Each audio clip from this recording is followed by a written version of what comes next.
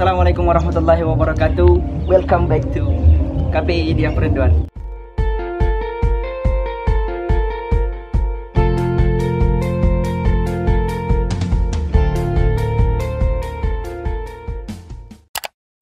Oke teman-teman, pada vlog kali ini kita akan sedikit mengulik kan kita punya member katakanlah member KPI Idea Perenduan. Berapa teman-teman kita itu mungkin memiliki kisah inspiratif mereka yang bisa dibagi kepada teman-teman KPI sekalian. Di sini kita sebenarnya mempunyai tiga orang member yang sudah lebih lanjut melanjutkan kehidupannya lebih lanjut, jenjang kehidupannya lebih lanjut. Tapi kita memilih dua orang. Stay tune di KPI Idea Perenduan. Sekarang kita akan sedikit mengulik salah satu teman kita. Penasaran? Ada yang penasaran? Stay tune di KPI Idea Perenduan. Oke teman-teman, kita sekarang sudah bersama salah satu orang member dari KPI Idea Perenduan. Dan di sini dia sebagai mahasiswa dari Institut Dirasat Islamiyah Al-Amin Perenduan, tepatnya prodi komunikasi dan penyiaran Islam. Komunikasi dan penyiaran Islam. Dialah Triswanto. Beliau ini bernama Triswanto. Beliau mengikuti kami mulai dari semester 1 sampai sekarang, alhamdulillah semester akhir. Triswanto ini berasal dari Peragaan Daya. Jadi Triswanto berasal dari Peragaan Daya dan memilih kuliah di Institut Dirasat Islamiyah Al-Amin Perenduan. Dan alhamdulillah beliau ini telah melanjutkan, maksudnya kan satu tahap lebih tinggi daripada kami semua. Triswanto sudah memutuskan selama melakukan studi, dan beliau memutuskan untuk merit. Yes, bahasa kerennya merit, menikah di waktu dini. Jadi kami di sini saudara Tris, kami ingin mengulik pribadi antum, terus bagaimana antum bisa memutuskan untuk menikah. Tentunya untuk hal menikah bukan satu hal yang ini ya, bukan satu hal yang main-main kan, betul kan? Jadi ketika itu kami mungkin ingin berbagi kisah motivasi lah bagi teman-teman, dari kisah antum sampai sekarang, mulai dari masuk Idea sampai sekarang. Nah, tadi oh menangis dia. Skip dulu. Iya. Baper saya bro. Gak apa-apa baper kan. Jadi apa namanya itu? Apa? Antum kan punya kesibukan nih. Sebelum itu punya kesibukan pasti kan. Punya kesibukan. Jadi sebelum memutuskan untuk masuk ke Institut Dirasat Islamiyah Al-Amin Perenduan, kesibukan antum itu apa? Sebelum jadi mahasiswa lah. Oh, sebelum jadi mahasiswa. Sebelum jadi mahasiswa, kesibukan saya setelah lulus dari sekolah dasar ya, dari MA, lulus SMA, itu saya sekolah menengah. Sekolah menengah, ya, SMA ya. Iya. Itu kesibukan saya kerja ya, serabutan lah, apapun yang sekiranya menghasilkan uang ya secara halal, itu saya kerjakan. Ya mulai dari pernah kerja jadi kuli bangunan, pernah kerja jadi operator sound system, ya sering lebih dominan daripada menjadi kuli bangunan. Ya itu saja sih kerjanya. Ya nggak jauh. Sempat nganggur belum sebelum masuk Idea? Maksudnya setelah lulus SMA, antum nganggur dulu apa gimana? Nganggur dulu ya? Berhubungan ya, karena saya jujur saya secara pribadi saya untuk melanjutkan pendidikan sampai ke ya pendidikan yang perkuliahan itu saya nggak ada keinginan sama sekali. Oh iya. Setelah lulus SMA itu tidak ada keinginan sama sekali. Ya saya lebih ya, karena di sini kan teman-teman saya pada kerja semua. Oh iya. Jarang di lingkungan, khususnya di daerah saya, di desa saya tidak ada yang melanjutkan, kecuali orang-orang yang terdahulu, orang-orang yang memang melanjutkan di pendidikannya sampai perkuliahan. Tapi untuk taraf saya, kan saya masih muda pada saat itu nggak ada yang melanjutkan. Jadi saya nggak ada keinginan. Jadi pernah nganggur gitu kan? Nah, motivasi antum yang terbesar, ya saya nih kok kayak gini gini. Apa motivasi antum untuk masuk menjadi mahasiswa itu gimana itu motivasinya itu? Nimbulkan dalam diri melihat teman-teman semuanya kerja kan, lebih baik kerja gini. Itu kok langsung bisa kayak ini ke menjadi mahasiswa gitu kan? Dulu sih nggak ada motivasi yang mendorong saya untuk kuliah sih, hanya sekedar iri. Bukan karena saya ingin kuliah karena saya jauh-jauh melihat teman-teman saya pada kuliah semua, enggak. Karena saya iri terhadap orang-orang yang sukses, ya misalkan orang-orang yang lulus kuliah sekarang udah kerjanya sudah mapan, gajinya sudah oke. Ya saya iri terhadap mereka. Lah kok kayak gini gitu. Masa saya mau kerja jadi kuli bangunan, operator sistem yang gajinya nggak seberapa buat saya pada waktu itu. Ya saya mikir udah saya lanjutkan. Pas saya mau melanjutkan ya ada keinginan gimana ini, pokoknya pada saat itu pusing dah, nggak ada motivasi yang mendorong saya untuk kuliah, nggak ada, hanya karena iri saja, iri terhadap orang-orang yang sukses. Itu aja. Ya teman-teman, timbulkan rasa percaya dirimu, lanjutkan bangku kuliah, jangan mikirkan langkah ke depan. Percaya sama Iya. Jadi setelah kuliah nih, antum memutuskan masuk ke kuliah, kemudian bagaimana sih pandangan-pandangan dari keluarga gitu kan? Pandangan-pandangan pandangan orang sekitar antum. Wah, terus sokan mau kuliah apaan? Misalkan itu kan ada kan tetangga-tetangga yang lain kan. Terus apaan? Sokan mau kuliah, enak kerja aja. Banyak lah pengalaman kehidupan sosial gitu kan. Nah, maksudnya pandangan dari orang-orang sekitarmu gitu kan, teman-teman ataupun dari keluarga sendiri dan lain sebagainya. Gimana tuh?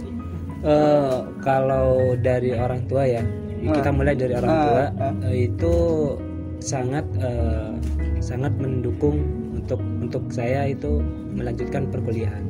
Sangat mendukung, walaupun dari segi waktu ya, dari segi umur juga saya sudah terlambat, tapi kalau saya benar-benar ingin untuk melanjutkan itu, orang tua support saya agar melanjutkan perkuliahan. Tapi kalau saya dengar dari orang-orang yang teman-teman yang respect ke saya, bilang bahwasanya ada orang-orang yang bilang seperti ini, bahwasanya ngapain lanjut kuliah, ujung-ujungnya kerja kuliah bangunan, nggak jauh-jauh kayak gitu. Banyak itu. Ya tapi saya, masa seorang S1 pastilah ada keinginan lebih untuk itu. Karena apa? Tanggungannya sudah semakin besar. Karena apa? Sudah lulus S1, sudah punya ijazah S1, masa mau balik lagi ke jadi kuli bangunan kan kayak gitu. Itu tanggung jawabnya saya untuk usahanya. Kalau nggak punya S1 ngapain, tanggung jawabnya nggak besar kan? Karena nggak mempunyai titel apa, nggak punya status apa, hanya sekedar mau kerja. Tapi kalau sudah mempunyai titel S1 itu tanggung jawabnya atau usahanya akan lebih lagi gitu. Karena apa? Karena mempunyai tanggung jawab yang besar di situ. Berarti kuliah ini berpengaruh juga kepada motivasi ketika setelah ini. Berpengaruh. Kalau menurut saya berpengaruh. Karena apa? S1 itu tidak bisa diambil dengan gampang karena harus melewati biaya yang besar. Usaha yang besar juga. Banyak kan? Ya, antum sudah tahu gitu kan. Bagaimana melewati interest kita, bro. Melewati dari semester 1 sampai semester sekarang. Bener. Bagaimana usahanya kita, ruwetnya kita, logikanya kita gitu gimana. Ya kayak gitu aja sih. Selama ini nih saya satu punya pertanyaan sangat menarik untuk saya kaji sama sampean. Antum kuliah jab semester 1, semester 2, semester 3 jab liburan, saya dapat kabar antum mau menikah, bro. Menikah bisa dikata menikah muda. Nah, jadi gimana tuh bisa sampai antum menikah itu gimana tuh? Kalau nikah sendiri sih jujur ya, jujur ini saya sedikit membuka perihal pribadi tentang ini bukan masalah apa teman-teman ya. Biar jadi sebuah motivasi. Orang yang ini aja. Udah. Jadi biar jadi motivasi bagi teman-teman. Kan banyak nih yang bukan menyuruh nikah, bukan nyuruh teman-teman nikah, enggak. Tapi kita jadikan sebuah pelajaran motivasi bahwa orang-orang yang seperti ini mampu bisa meneruskan jenjang kehidupannya dengan kekuatan dari banyak kekuatan dari sama-sama bingung lah ya. Jadi gimana tuh? Kalau nikah sih sebelum saya nikah sama istri saya yang sekarang kan sempat tunangan sama orang-orang sini juga, gak jauh dari desa saya. Itu saya tunangan. Nggak tahu sih, karena saya itu benci terhadap orang. Kan saya pernah sakit hati lah, ya biasalah anak muda dulu. Sakit hati dulu. Dia itu sama melakukannya kayak gitu juga sama saya. Jadi saya iri terhadap orang itu, orang yang menjadi tunangan saya iri terhadap dia, sehingga saya yaudahlah, saya mau nikah saja sama siapapun saja boleh gitu kan. Bukan karena saya mau nikah, enggak, karena saya hanya sekedar teringat dengan masa lalu saya seperti itu, terus disakitin lagi. Iya, diulang kembali. Makanya bukan saya benci atau dendam terhadap orang-orang yang menyakiti saya, enggak. Ini menjadi pelajaran buat saya pribadi, menjadi pelajaran. Jadi kalau pacaran itu kayaknya nggak penting deh. Bener, pacaran itu nggak penting. Soalnya apa? Pacaran itu hanya sekedar membuat hidup kita ruwet, beneran. Ini pengalamannya saya, membuat kita ruwet. Karena apa? Dikit-dikit masalah, dikit-dikit masalah, istikharah saja. Istikharah terhadap orang-orang yang memang sudah fix dia milik saya, sudah istikharah, nggak usah calling, nggak usah hubungan atau apa. Ya kalau memang toh dia jodoh kita, nggak akan jauh dari kita, itu saja. Benar. Nah, gini yang menarik yang saya tanyakan. Ketika sampean, ya intinya kan sampean kan kuliah sekarang, kuliah. Nah, gimana cara itu? Kan kebanyakan orang ketika antum ini melakukan perkuliahan, memikirkan antara kehidupan, pandangan dari orang-orang lain, dari tetangga kan, misalnya apakah mampu gitu kan untuk memanage daripada segi dari segi materi ataupun dari segi waktu dan lain sebagainya untuk membagi dalam kehidupan formal antum, kehidupan biasa antum gitu kan, antara kuliah dengan juga antara keluarga gitu. Gimana bisa gak manajemennya itu? Untuk memanage dari segi materi, ekonomi dan sosialnya bagaimana? Ya, alhamdulillah sih untuk saya pribadi, untuk memanage itu kan saya nikah dari semester 3 sampai sekarang, sampai saya punya anak dalam kurun jangka waktu 1 tahun itu saya langsung punya anak. Oh iya. Nikah 1 tahun saya langsung punya anak. Itu saya alhamdulillah sampai sekarang. Karena apa? Motivasi saya sesudah nikah, sebelum nikah saya sudah mempunyai keinginan, ya udah saya akan memanage waktu semaksimal mungkin sebisa saya agar saya bisa melanjutkan kuliah sambil nikah. Karena apa? Tanggung jawabnya ada 2 sudah. Ya benar. Itu yang saya pikirkan tuh. Tanggung jawabnya tuh 2. Iya, tanggung jawabnya 2. Kuliah sama orang yang di rumah. Orang yang di rumah. Benar. Ya, bukan dari bagaimana kita memanage waktu kita, tapi dari segi biaya. Nah, itu materinya kan? Materinya. Belum ke UKT kampus. Nah, juga belum bagaimana dapur ngepul. Tahu sendiri ya, udah kan, Pak. Kok atau lebih panjang? Udah saya pikirkan ini, Bro. Gitu. Enggak bercanda teman-teman, bercanda. Jadi gimana? Iya, sebelum saya sesudah saya nikah, saya punya anak. Sebelum itu kan saya masih belum kerja, masih belum menemukan kerjaan gitu kan. Saya masih masih bergantung sama orang tua. Dari segi biaya anak, biaya kuliah gitu. Saya masih bergantung sama orang tua. Tapi setelah punya anak umur 4 bulan, itu saya sudah mempunyai pikiran, aduh gimana ini, masa saya langsung selalu bergantung sama orang tua gitu kan. Setidaknya saya bisa membiayai anak saya sama istri saya, walaupun uang kampus atau pembayaran waktu segala macam itu masih tanggungannya orang tua. Tapi saya selaku orang tua juga, saya harus setidaknya gitu kan, bukan pas membiayai dari segi semuanya, setidaknya saya bisa meminimalisir keuangan orang tua. Itu saja. Tapi setelah saya lakukan itu, saya punya kerjaan, alhamdulillah. Oh, sekarang udah punya kerjaan nih? Sekarang sudah punya kerjaan. Apa tuh? Jadi TU di tata usaha sekolah. Tata usaha sekolah di sekolah dasar pesantren saya. Pesantren. Ya.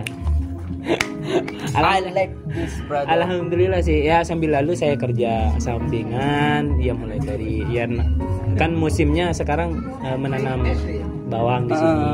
Terus punya usaha ayam, memelihara ayam. Oh iya, saya pernah dengar itu. Iya, punya usaha itu juga. Terus ya pokoknya yang intinya kalau saya pribadi, apapun itu kerjaannya, mau seperti apapun, yang penting halal. Intinya yang penting halal, saya akan kerjakan walaupun gajinya tidak besar gitu, tidak sebesar gaji orang-orang, mereka lah. Tapi setidaknya saya mempunyai keinginan, saya ingin menafkahi keluarga saya. Itu saja. Pelajaran bagi teman-teman semua, ini info pribadi, brother. Bagaimana ketika jadi seorang keluarga, bahwasanya pemikiran menjadi keluarga itu, kita memang harus memanage betul-betul kehidupan, ya kan? Kehidupan, bagaimana membagi waktu dan lain sebagainya. Terus bagaimana sistem daripada keuangan. Dan ini teman kita, bagaimana dia setelah itu banting setir menjadi teguh, kemudian punya usaha sendiri. Dan satu lagi, di dalam keluarga itu tidak ada istilahnya tidak ada masalah. Pasti ada masalah. Ini di dalam keluarga ya. Ini buat kamu. Saya. Iya, buat teman-teman sekalian. Ini tips kan. Buat teman-teman sekalian, di dalam keluarga tidak ada yang apa? Istilahnya masalah. Itu pasti ada. Masalah itu pasti ada. Tapi bagaimana kita meminimalisir itu, untuk mengantisipasi itu, kita harus pikir terlebih dahulu sebelum nikah. Itu aja. Bagaimana cara kalau misalkan ada masalah ini, biasanya iya, kalau katanya orang Madura, atau karaban sapah mentaking atau karban siak kepolong. Itu ya, kalau kamu nggak paham karena kamu orang Palembang. Ini bahasanya orang Madura. Itu atau HP. Itu bukan itu. Ini di dalam keluargaan itu atau karaban sapah mentaking atau karban siak kepolong. Itu istilahnya orang Madura. Maksudnya intinya di dalam bahasa Indonesianya yang mau bertengkar sama siapa kalau tidak sama orang yang berdua sama kamu, maksudnya keluarga kamu, orang yang dekat sama kamu, paling dekat sama kamu. Iya. Ya, intinya biasanya masalah itu pasti selalu ada. Tapi kita harus memanage itu, kita harus memikirkan itu terlebih dahulu sebelum kita berpikir untuk mempunyai istri. Itu saja sih. Nah, sekarang kan ini sampean sudah punya rezeki lah, hubungan itu kan, punya hubungan sekarang. Nah, bagaimana antum itu mendidik anak sampean, sedangkan sampean dalam masa kesibukan gitu kan, kesibukan kampus, kesibukan usaha, kesibukan TU dan lain sebagainya. Ada kalau antum memang waktu khusus untuk mendidik si Dedek? Oh, mendidik anak saya. Gitu. Kalau dari segi anak saya sih didikannya justru dari kesibukan saya. Kesibukan saya kan tidak jauh dari pendidikan, mendidik anak orang. Ya tidak jauh dari itu. Kalau saya misalkan saya mau berangkat kerja, maksudnya mau ngajar gitu. Saya sebelum itu ya ngomong anak saya pagi dari habis sholat subuh kan ngomong gitu kan. Ya saya orangnya suka selawatan. Saya selawatan gitu kan. Suka selawatan. Itu habis habis makan anak saya makan duluan kan. Habis makan itu baca doa, sebelum makan baca doa, habis makan baca doa. Itu kan sebuah didikan dari dini, dari anak saya, buat anak saya. Itu kan pendidikan juga. Jadi saya kalau didikan sih alhamdulillah, dari bangun tidur sampai dia tidur lagi, sampai dia bangun, sampai dia tidur lagi, alhamdulillah. Arti itu memang itu ya, memang harus selalu diperhatikan. Karena apa? Guru di sekolah itu didikannya hanya 1 jam saja. Tapi orang tua itu 24 jam harus on time sama orang tua. Jadi didikan itu lebih berpengaruh orang tua daripada guru. Guru itu hanya memberikan teori bagaimana mengembangkan bahasa yang satu menjadi 2, dari 2 menjadi 3. Itu saja kan. Tapi untuk dedikasinya itu lebih ke orang tua. Harus orang tua memang kemana-mana anak memang harus orang tua. Jangan mempertanggungjawabkan anak kepada guru. Karena apa? Guru hanya memberikan teori saja. Karena saya pengalaman jadi guru. Bagaimana harus menghadapi anak-anak yang karakternya nakal, karakternya ya beda-beda lah, anak-anak orang kan karakternya berbeda-beda. Jadi saya harus paham itu gitu kan. Berarti guru itu hanya memberikan teori saja, nggak memberikan didikan yang misalkan akhlak harus bagaimana, yaitu permisi kalau ada orang kalau mau lewat harus permisi kan, kayak gitu. Memberikan teori seperti itu kan, tapi secara praktek nggak ada ya, benar. Harus orang tua. Ya, jadi itu sih. Dari segi kesibukan berarti kan memang kita tidak jangan melepaskan apa tanggung jawab daripada kita. Mungkin itu ya. Jadi dari segi antum punya kesibukan banyak nih. Punya kesibukan yang banyak. Apakah kekompakan di dalam keluarga itu masih bisa terjaga gitu? Ya kalau nggak kompak bagaimana ngurus anaknya? Kan kayak gitu. Jadi pagi harus saya yang ngurus. Dari pagi mulai dari memandikan terus merapikan, memakaikan baju, yang memakai celana, popok apa segala macam. Itu saya tanggung jawab saya. Tapi selepas dari itu saya kan kerja. Pulang jam 12, anak sudah tidur nyampe sini. Jadi intinya pagi saya, siang istri saya, sore saya lagi, baru malamnya istri saya. Karena apa? Anak-anak kan tidurnya nggak normal, nggak kayak orang tua. Kalau anak-anak seperti itu sih. Nah, itu kan kesibukan belum mau kesibukan yang temennya. Kan pasti dalam proses itu ada apa ya? Kalau saya pengalaman saya sendiri, kalau misalkan ada satu proses dari segi tugas, misalkan contohnya kan ini kan termasuk dalam sebuah tugas ini bagi seorang ayah kan. Nah, jadi kalau saya sendiri misalnya, kalau ada tugas, biasanya psikologi saya itu pikiran. Nah, kalau sampean nih kan udah tanggung jawabnya udah lebih besar nih. Gimana nih psikologi sebagai seorang ayah itu, apa memang ada dari psikologi antum sendiri misalnya, Bang? Dari psikologi sampean sendiri, apakah ada perubahan, apakah gimana dalam menghadapi ya kehidupan itu sendiri, sisi kesibukan itu sendiri. Apakah ada perubahan ya psikologi? Oh, saya ini tertekan, misalnya posisi down, posisi gimana gitu. Ya, kita sebagai manusia kan ada sisi baik di mana kita baik, ada di mana. Iya kan antum sekarang saya potong dulu ya. Memiliki 3 peran lah. Ayah, didikan, sebagai pendidik, sebagai orang yang bekerja, usaha dan lain sebagainya. Kemudian sebagai seorang mahasiswa. Ya kan tentunya apa di dalam hati, dalam pikiran juga. Mungkin ada Kalau untuk itu psikologi saya alhamdulillah nggak ada perubahan, karena saya dari dulu memang kalau ada masalah cuek aja. Kalau misalkan ada tugas ya alhamdulillah istri saya bantu juga ya. Ya dari segi tugas kampus ada dia bantu, tapi kalau masalah kerjaan itu kan tanggung jawabnya saya. Tapi kalau dari psikologi saya, sabar itu hal yang paling utama. Itu saja, sabar itu hal yang paling utama. Dari dulu saya pelajari itu dan harus diterapkan dari dulu sampai sekarang. Itu saja. Walaupun istri saya sering ngomel-ngomel, saya nggak pernah balas dia dari kata-kata apa, enggak. Walaupun dia lagi marah karena dia harus ini dari pagi mulai dari saya berangkat kerja dari pagi sampai siang, malamnya dia kan capek. Wajar lah sebagai istri. Tapi walaupun dia ngomel sedikit marah lah, walaupun tidak ngomel sedikit marah sama saya tidak menanggapi itu secara ya sudahlah, apa mungkin dia capek, itu saja. Kalau ditanggapi ya cekcok lah. Itu saja. Intinya teman berarti sabar ya. Intinya sabar. Kalau menghadapi sesuatu itu sabar. Nah, gini nih, antum kan sekarang umur berapa? Saya umurnya lahir 94, berarti 25 ya? Iya. Ya termasuk menurut saya masih tergolong masih sebaya kan. Nah gini, antum kan pasti melihat nih kehidupan sebaya ya, orang-orang muda yang ya sistem gimana menikmati masa mudanya. Antum pasti melihat itu kan. Nah menurut antum bagaimana antum menyikapi, maksudnya masa muda antum ini udah kemakan lah, maksudnya itu udah memutuskan untuk jenjang keluarga kan, pasti udah lewat maksudnya gitu kan. Jadi antum menyikapi itu gimana, melihat teman-teman yang lain gitu kan, yang fokus kepada pendidikan yang gitu kan, gimana antum menyikapi itu? Terkadang saya iri sih melihat orang-orang yang bebas gitu kan.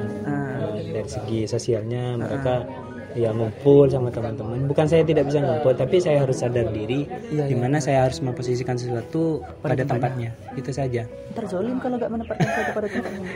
Itu simpel, memposisikan sesuatu pada tempatnya. Kalau sudah punya keluarga, punya tanggung jawab, ya harus ada di rumah. Karena tanggung jawab ada anak yang harus diasuh. Takutnya istri lagi capek atau apa, soalnya kan lagi harus nanak nasi, cuci piring, apa segala macam. Aktivitasnya kan banyak kalau siang. Jadi harus sadar diri lah, kita sebagai suami, kita kan hanya sekedar kerja. Nggak kerja pun ya kita duduk, misalkan jadi TU kan hanya duduk di bangku, kerja di komputer itu saja kan. Capeknya paling di logikanya saja, di pikiran saja gitu. Ya posisikan sesuatu pada tempatnya itu saja sih. Itu saja ya? Iya. Posisikan sesuatu pada tempatnya. Jadi gini bang, terus kalau misalkan apa namanya itu? Jadi kan kehidupan udah sedikit berbeda ini, apakah ada sedikit pengaruh dalam segi ibadah misalkan dalam segi prestasi akademik antum gimana? Apakah ada peningkatan drastis gitu? Kalau di segi ibadah sih alhamdulillahirabbil alamin sampai sekarang dari segi ibadah lebih meningkat. Ya lebih meningkat karena harus didikan kepada anak juga kan. Kalau masa muda habis zuhur dan zuhur kan udah zuhur masih lama nunggu dulu. Tapi kalau sudah telah punya anak, punya istri, aduh nanti di anak saya kalau kayak gini juga gimana? Pikir ke anak. Tapi kalau di akademik kayaknya standar sih, nggak ada perubahan, nggak ada gitu ya. Pokoknya istilahnya lurus saja, kayak jalan tol itu. Lurus saja kayak gitu sih kalau di akademiknya. Nah jadi kan antum sudah sampai pada fase sekarang nih, fase pada titik ya alhamdulillah mungkin sudah menjadi satu kebahagiaan juga bagi antum walaupun saya tidak tahu ya kan. Nah untuk ke depan ataupun sekarang, mulai dari sekarang ataupun memang sudah punya dulunya sudah memiliki prioritas itu. Nah antum itu dalam kehidupan menurut antum yang menjadi prioritas utama antum itu gimana itu? Prioritas utama sih yang pertama itu orang tua saya. Tapi saya lulus kuliah, saya ingin ya bukan memberikan sesuatu ya, tapi setidaknya dengan kita sukses dengan usaha kita memberikan sesuatu yang istimewa terhadap orang tua dengan sukses. Terus yang kedua itu istri dengan anak. Ya mulai dari pertama saya nikah sama istri mempunyai anak, ya kehidupannya kan tidak normal dari segi biaya, dari segi ekonomi kan tidak normal. Ya dengan saya lulus mudah-mudahan ini doa saya, mudah-mudahan saya menjadi orang yang sukses, saya menjadi orang-orang yang bisa membiayai orang tua saya dan keluarga saya semuanya dengan kesuksesan saya, dengan usahanya saya, gitu saja. Mereka bahagia. Yang terakhir, mungkin ada hikmah yang bisa diambil dari kehidupan antum ini, mungkin ada saran bagi teman-teman dalam menjalani kehidupan ataupun motivasi bagi kuliah ke depan misalnya kan, bagi kuliah ataupun bagi ya intinya adalah sedikit hikmah dan motivasi, pesan-pesan yang bisa disampaikan kepada teman-teman kita di KPI dia. Gimana Bang? Kalau motivasi yang pertama dalam ruang lingkup kehidupan sosial ya, kehidupan itu tidak hanya sebatas dengan kita menjalani hidup kita atau sosial kita, tapi bagaimana kita bisa memanfaatkan kehidupan kita sebaik mungkin, karena untuk waktu yang kita jalani itu tidak mudah. Menjalani hidup ada fase di mana kita naik, ada fase di mana kita turun. Kita harus benar-benar memanfaatkan itu. Di saat kita naik, bagaimana kita harus naik lagi? Jangan sampai ke titik fase turun lagi. Bagaimana kita bisa berkembang lagi? Nanti kita berkembang harus berkembang lagi. Jadi dari segi semuanya, wawasannya, ya dari segi bagaimana kita mengatur keuangan kita atau usahanya kita atau apa segala macam. Itu kita harus bisa perkembangkan. Jangan hanya menjalani sesuatu dengan udah puas lah dengan sesuatu ya. Iya. Jangan kayak jalan tol lurus aja tuh. Jangan kayak gitu. Harus ada tanjakan. Kalau bisa ada tanjakan lagi. Kalau bisa seperti itu. Terus motivasi yang kedua di ruang lingkup perkuliahan. Kayaknya kebanyakan mindset orang sini itu kuliah itu tidak penting. Bener, jujur dimanapun ya, kalau saya tidak tahu ya, kalau di luar lingkungannya saya, tapi khusus lingkungan sini perkuliahan itu tidak penting karena ijazah S1, kalau kata orang sini ijazah S1 mau kerja apa? Toh sekarang di Indonesia sudah tidak butuh ijazah S1. Katanya ini mencari orang-orang sini. S1 itu tidak penting karena itu tidak bisa kerja jadi di kantoran atau apa segala macam, karena seperti itu kalau S1. Kalau S2 bisa jadi dosen kan, bisa jadi apa gitu. Kalau S1 tidak bisa jadi apa-apa katanya. Tapi untuk saya pribadi ini motivasi saya. Menurut Menteri Pendidikan siapa, saya lupa namanya, Nadiem, dia pernah mengatakan di forum-forum tertentu, pendidikan itu penting karena apa? Kita akan tahu kalau kita masuk ke dunia pendidikan. Kalau kita tidak masuk ke dunia pendidikan, bagaimana kita akan tahu A, B, C dan lain sebagainya? Itu saja. Jadi pentingnya di situ saja. Iya. Itu deh.